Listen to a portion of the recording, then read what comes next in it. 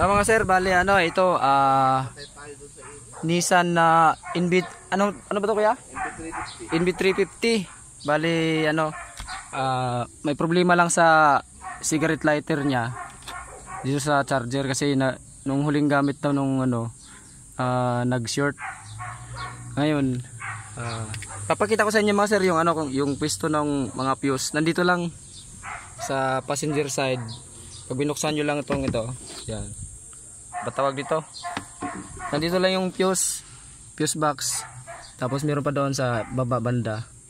Yan, sa gilid. Ito may mga guide naman yan eh. Tsaka meron din doon may fuse din doon malapit sa battery. Yan, sa driver side. Nandito yung yung fuse ng cigarette lighter. Ito, pinakababa. Bali chinik ko. Ang fuse niya putok. Yan. Kaya lang problema, walang mabilhan ngayon ganitong fuse. Meron akong fuse malalaki. Ito kasi maliliit eh. Hindi kasya. Kaya gagawin ko na lang jumper na lang. Pagka nag-jumper kayo ng fuse mga sir, isang hibla lang ng wire. Yan, 10 amperes yan. Para pag nagkaroon ng short circuit ulit, mabilis pumutok. Yan, papakita ko sa inyo mga sir, ito naka-jumper na yan. Ito yung yung cigarette lighter. Ito yung charger. Yan, wala pa siyang power mga sir yan. Ilagay ko yung mga sir, yung fuse na nilagyan ko ng jumper. Dito mga sir yung yung sa fuse niya.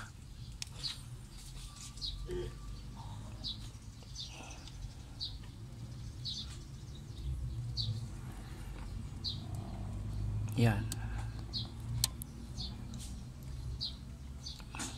Yan mga sir 15 amperes yung fuse niya mga sir. Yan. Ito mga sir yun, yung charger yan, may power na. Yan. Pwede ka na mag-charge dyan mga sir. Yun lang mga sir, yung problema, yung fuse lang. Nandito lang yung fuse sa passenger side, dito sa harap. Buksan nyo lang to, makikita nyo na kaagad yan. May mga guide naman yan eh. Yan. Nissan na Inbit 350 van. Anong year model to kaya? Ano year yun kuya? Ha? Ano year? 2016. Yan. Inbit 350. Yan. Yun lang mga sir. Pagka nagkaroon ng problema yung mga cigarette lighter nyo, yung audio, yan meron din dito. Mababasa nyo naman kung ano yung mga nanditong fuse. Nandito yung cigarette lighter pinakababa. Yan. Tapos ito yung fuse puller. Yan.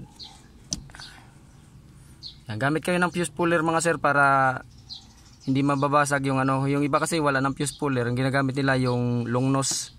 Minsan nababasag yung fuse eh. Imbis na hindi pa sira, nasisira tuloy. Yun lang mga sir. Maraming salamat.